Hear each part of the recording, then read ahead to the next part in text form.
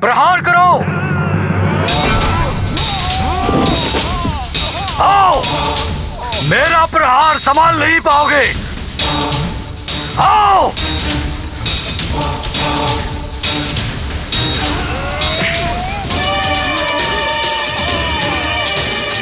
आओ, पुनः प्रहार करो।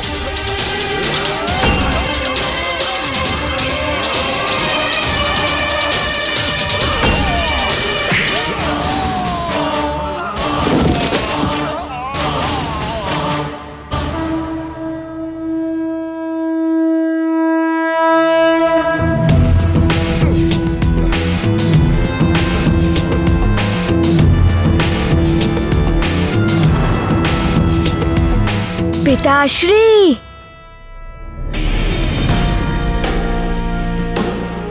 पुत्र हनुमान, तुम यहाँ रणांगन में क्या कर रहे हो? पिताश्री, मुझे भी गदा युद्ध का अभ्यास करना है। हाँ हाँ पुत्र, मैं सिखाऊंगा तुम्हें। आओ।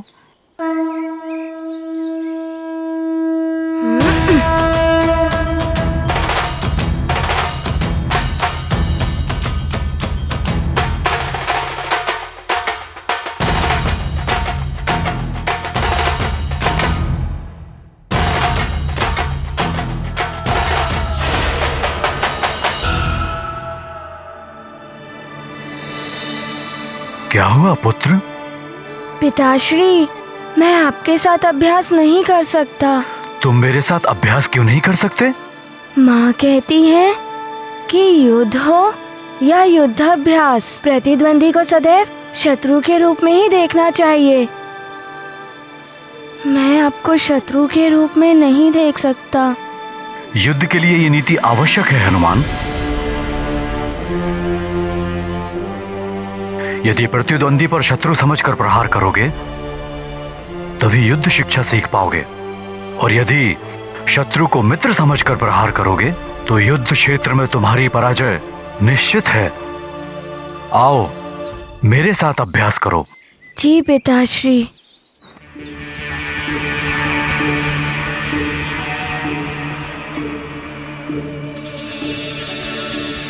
चलो हनुमान, मैं तुम्हें अब अभ्यास कराऊंगा।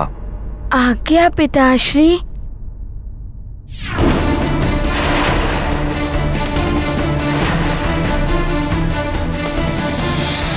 बल बल बल बल।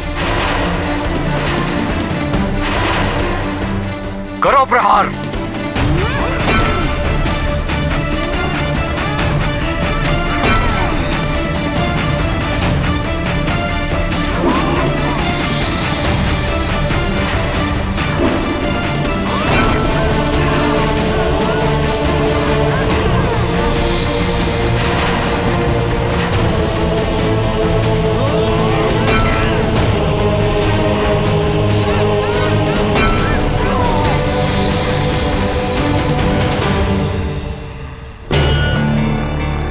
क्या हुआ हनुमान?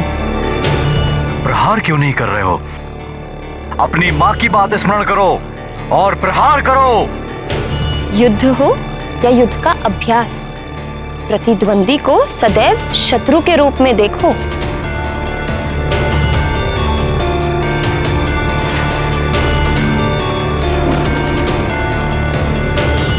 हनुमान, प्रहार करो।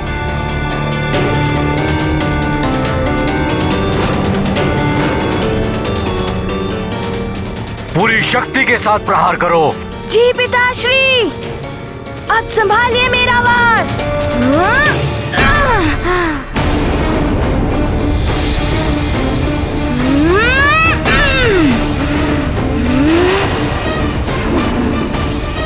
और शक्ति के साथ हनुमान। शक्ति और फुर्ती के संगम से ही विजय प्राप्त होती है। जी पिताश्री। बहुत अच्छे हनुमान। और शक्ति से प्रहार करो और तीव्रता से।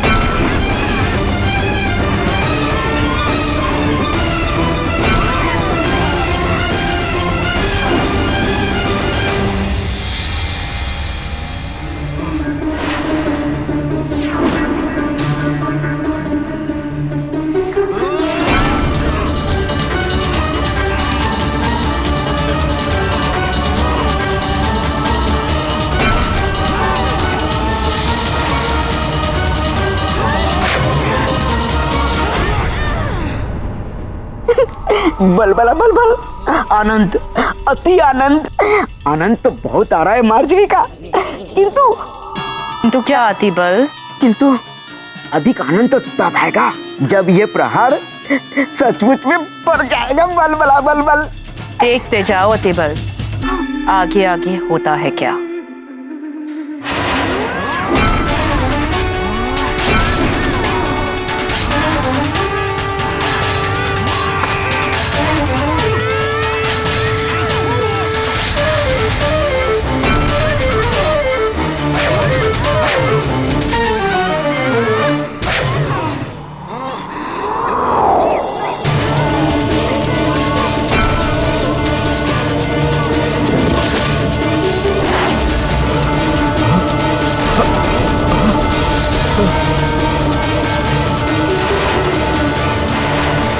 अब तो मरेगा ये केसरी।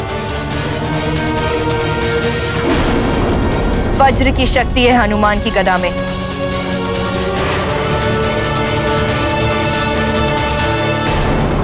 पिताश्री!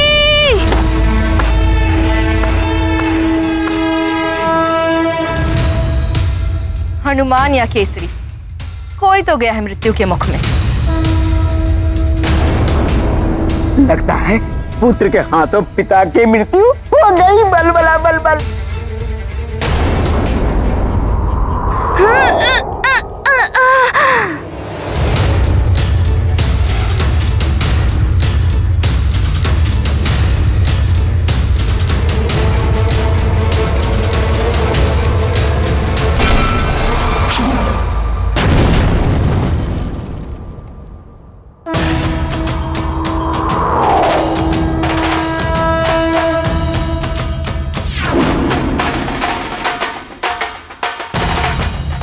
ये क्या, पुत्र ने ही फिर से बचा लिया अपने पिता को।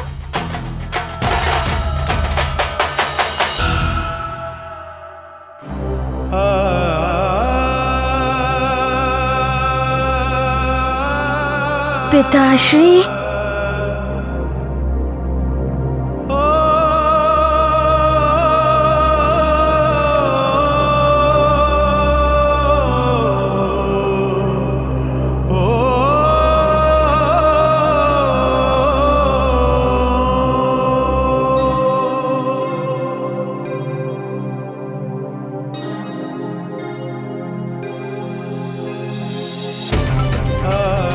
पिताश्री, मैंने गदा छोड़ी नहीं थी। माँ के कहे अनुसार मैं गदा अभ्यास कर रहा था, किंतु गदा स्वयं ही छूट गई।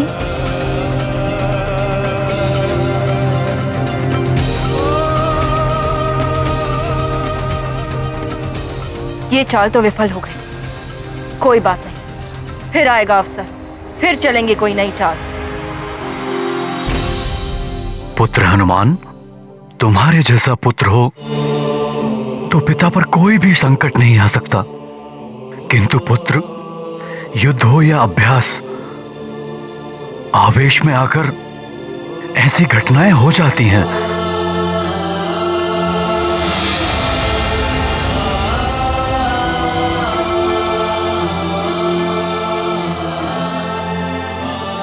मैं तुम्हें बताऊंगा गदा कैसे पकड़नी चाहिए जिससे कि वो हाथ से न छूटे। पुत्र पिताश्री, कदाचित मैंने अधिक शक्ति का प्रयोग कर दिया था, इसीलिए ऐसा हुआ। पुत्र, तुम अतुलित बल के स्वामी हो, किंतु कहां, कब और कैसे, कितनी शक्ति का प्रयोग करना है, ये मैं तुम्हें सिखाऊंगा, ताकि गदा हाथ से ना छूटे।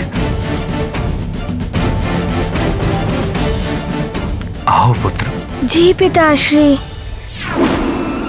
सैनिक, गदा लाओ।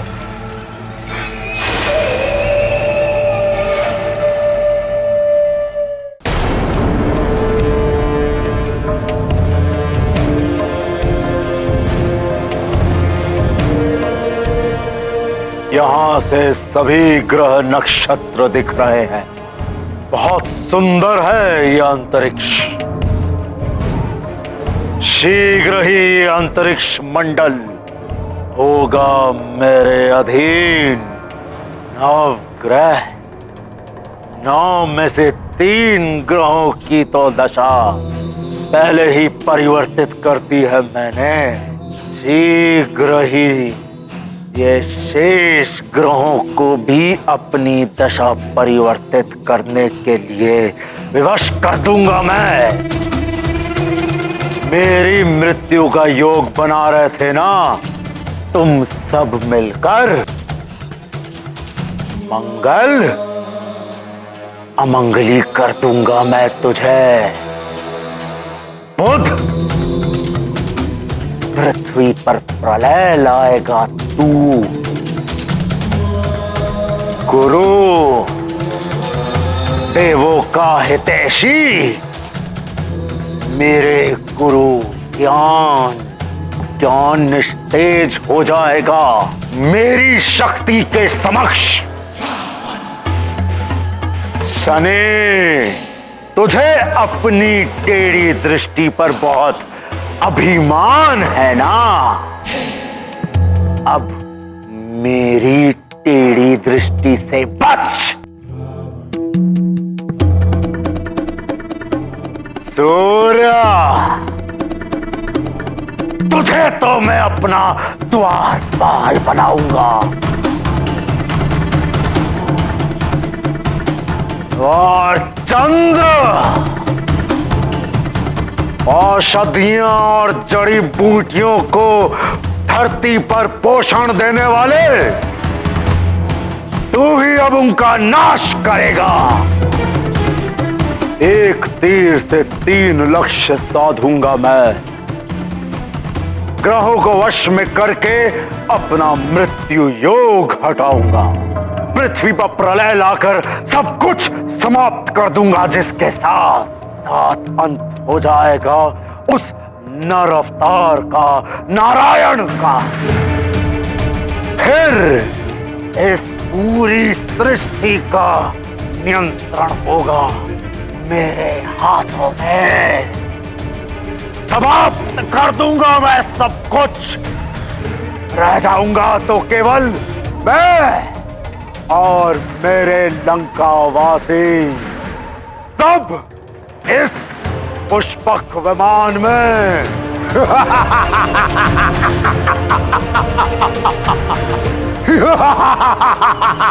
ए चंद्रा, सावधान हो जा। दाशानन रावण आ रहा है तुझे अपना दास बनाने के लिए।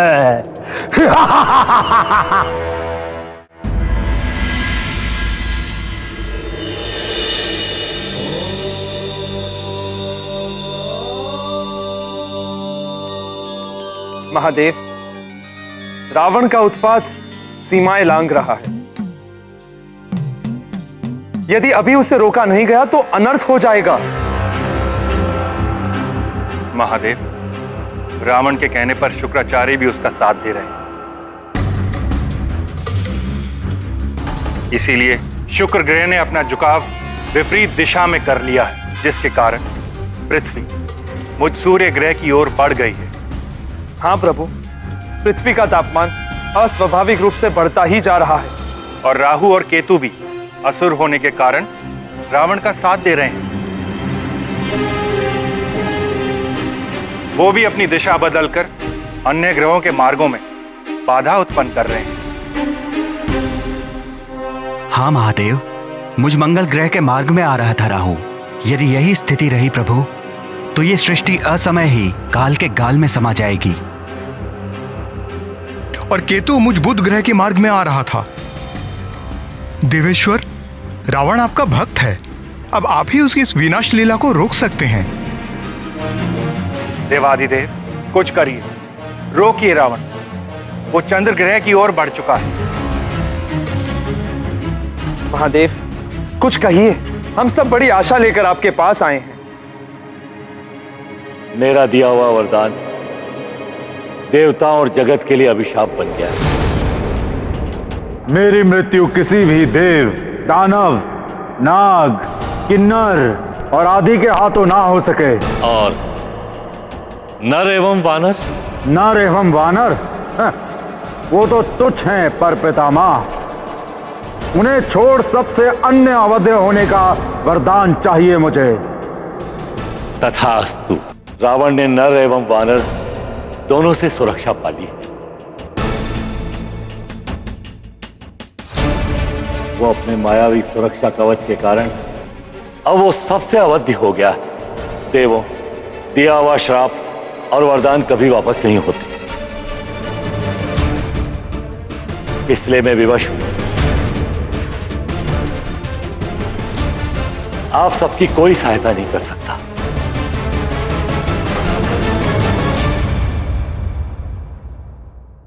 ये स्थिति तो निश्चित ही बड़ी विकट हो गई है।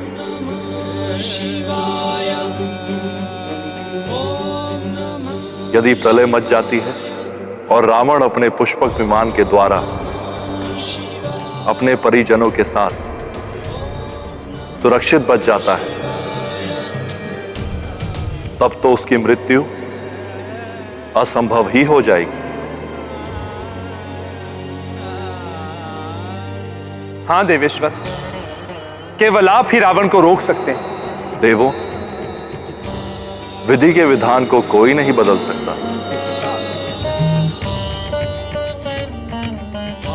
जो हो रहा है उसे होने दीजिए।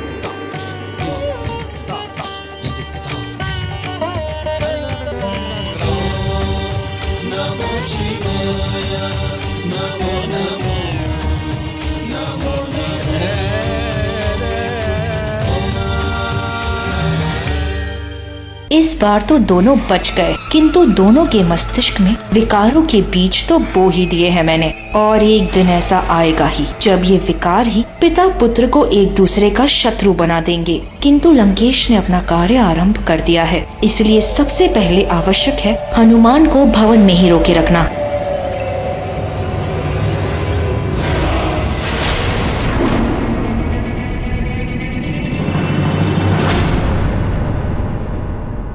माँ, आप? हाँ, मैं ये कहने आई थी। हनुमान, क्या कर रहे हो? दूध गिर जाएगा। हनुमान, जाओ, क्या कर रहे हो?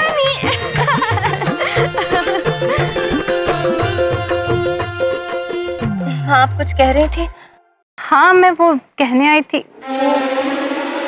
ओहो, देखो, मुझे भुला दिया तुम। आप भी भूलने लगी है? ये लो, मेरे लिए कठिनाई और बढ़ गई है। आप भी भूलने लगी हैं और माँ भी भूल जाती है। नटखट हो गया है बहुत हनुमान। देखिए ना माँ, क्या भूलती हूँ मैं? आप चलिए माँ, मैं आपको बताता हूँ। पहले दूध तो पी लो।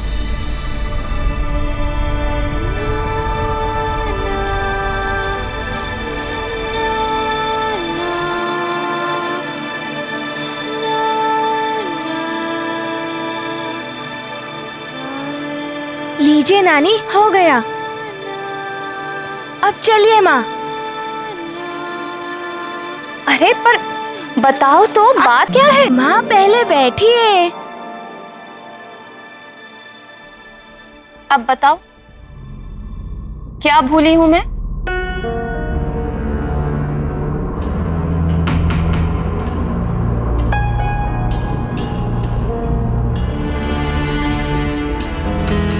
माँ, इन दिनों हनुमान को निंद्रा नहीं आती है,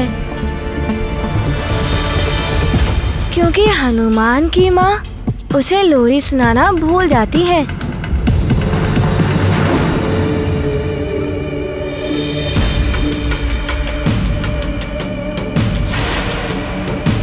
आप मुझे लोरी सुनाइए ना माँ।